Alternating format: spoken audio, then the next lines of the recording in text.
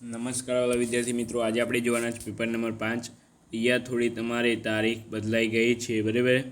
5 તારીખ તમારી છે આઈ થિંક પેપરની, તો એ તમારે જોઈ લેવાની છે, જય હોય એ, બરાબર। તો તમારે ખાસ કરીને જોવાનું છે, તારીખ તમારી કંઈ લેવા દેવા નથી અહીંયા, બરાબર। તો અહીં તમારે ધોરણ 10 સાયન્સ ચેપ્ટર તો તમારે જે છે એ જ રહેશે, ટોટલ માર્ક 80, બરાબર। વિભાગ એ તમને અહીંયા આપેલો છે, વિભાગ એમાં તમારે અહીં ખાલી જગ્યાઓ પૂરવાની તથા હેતુલક્ષી છે વિભાગ એમાં 24 માર્ક્સનું, બરાબર। એ તો તમને ખબર જ હશે કઈ હેતુલક્ષી હશે એ આપણે જોઈ લઈએ ખાસ કરીને। તો પહેલાં તમારી એ 4 માર્ક્સની ખાલી જગ્યાઓ આપેલી છે, બરાબર। 4 માર્ક્સની ખાલી જગ્યાઓ તમારી આઈએમપી છે। ત્યાર પછી અહીં તમારે વિકલ્પો આપેલા છે, વિકલ્પો 4 માર્ક્સના એ પણ 4 માર્ક્સના આઈએમપી છે, બરાબર। જોઈ લેજો, સ્ક્રીનશોટ પાડી લેજો, બરાબર। આની પીડીએફ શક્ય છે તો વોટ્સઅપમાં મૂકવામાં આવશે, બાકી મૂકવામાં આવશે નહીં, બરાબર। અહીં તમારે માગ્યા મુજબ ઉત્તર તમારે લખવાના છે, જોઈ લેજો ખાસ કરીને, બરાબર।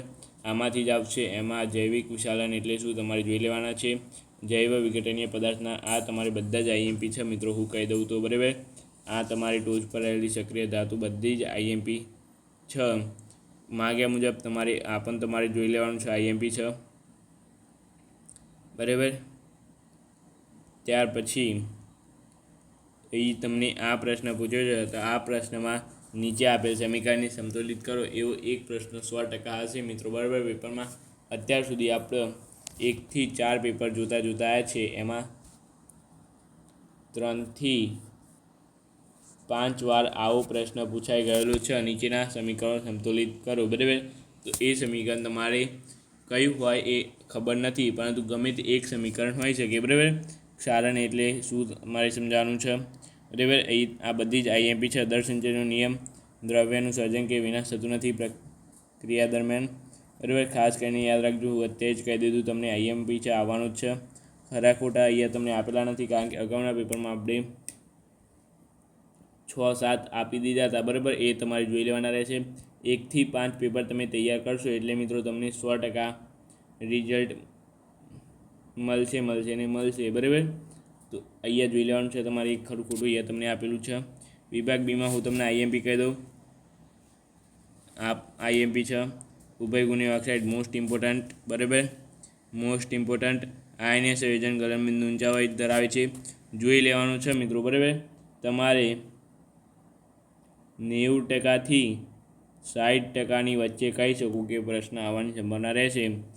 હિમોગ્લોબિનનું બહુ આ ટેન્શન લેતા નહીં, આ પ્રશ્ન આવશે નહીં, બરાબર।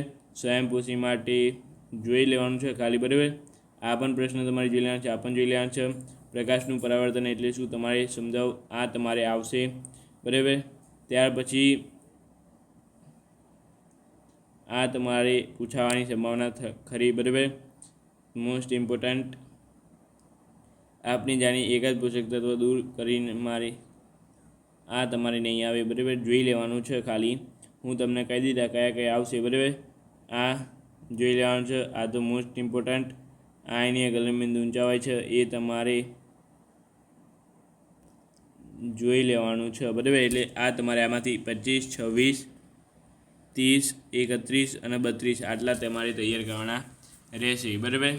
વિભાગ સીમાંથી તમને આપી દઉં હું આઈએમપી, આમાં પેપરમાંથી પણ તમને આપું છું આઈએમપી, એટલે માટે જોઈ લેજો। અહીં મોસ્ટ ઇમ્પોર્ટન્ટ પ્રશ્ન અહીંયા તમને છે, આ પણ મોસ્ટ ઇમ્પોર્ટન્ટ પ્રશ્ન છે।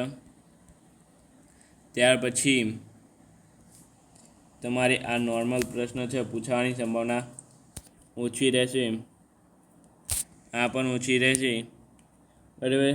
આવો એક તમારે મિત્રો દાખલો હું તમને કહી શકું નહીં, કારણ કે એની સંભાવના તમને હું કહી શકું નહીં, બરાબર। એટલે આ તમારે જાતે સેલ્ફ કરવો પડશે, કારણ કે મિત્રો દાખલો ગમે તે રીતે પૂછાઈ શકે, બરાબર। પ્રશ્ન હોય તો હું તમને કહી શકું કે આવવાનું ખરું કે નહીં આવશે, બરાબર। તો એ વાહનની હેડલાઇનમાં કયો અરીસો વપરાય છે, આ મિત્રો તમારે પૂછાઈ શકે છે, બરાબર। અથવા આવું ન પૂછાય તો કારણમાં પણ છે, વાહનની બહિર્ગોળ અરીસો વપરાય છે, શા માટે, કારણ આપો, બરાબર, એ રીતે પણ। ત્યાર પછી વિભાગ ડીમાં આપણે જોઈ લઈએ, તો વિભાગ ડીમાં પહેલો જ મોસ્ટ આઈએમપી છે, એસિડના ગુણધર્મો, બીજો પણ મોસ્ટ આઈએમપી છે। આ હેતુલક્ષી માટે મોસ્ટ ઇમ્પોર્ટન્ટ પ્રશ્ન છે મિત્રો. હેતુલક્ષીમાં ખાસ પૂછાય છે આવા પ્રશ્નો, એટલે તમારે જોઈ લેવાના છે. પછી આ પણ મિત્રો તમારે મોસ્ટ ઇમ્પોર્ટન્ટ છે, બરાબર. આ પણ તમારે પૂછવાની સંભાવના ખરી, બરાબર. અથવા જે અહીંયા તમારે આ રીતે પૂછાય અથવા અલગ પ્રશ્ન પણ પૂછાઈ શકે, બરાબર. કે લઘુ દ્રષ્ટિની ખામી જણાવો, 4 માર્ક્સમાં વિસ્તૃત તમારે સમજાવવાનું રહેશે. ગુરુ દ્રષ્ટિની ખામી જણાવો, એ પણ વિસ્તૃત રહેશે. આ રીતે ના પૂછાય તો, બરાબર, એ તમારે જોઈ લેવાનું છે. મોસ્ટ ઇમ્પોર્ટન્ટ પ્રાકૃતિક વર્ણપટ ઉદાહરણ આપી મેઘધનુષ્યની નિર્માણની ટૂંકમાં દોરી સમજાવો, બરાબર. આકૃતિ દોરી સમજાવવાનું રહેશે. તો આ સાથે અહીંયા વિડીયો પૂર્ણ થાય છે. હું તમને આઈએમપી કહી દીધા છે. આનું સોલ્યુશન તમારી જાતે મેળવી લેવું પડશે મિત્રો, બરાબર. કારણ કે એ અપલોડ સોલ્યુશન આવે એવી સંભાવના નથી.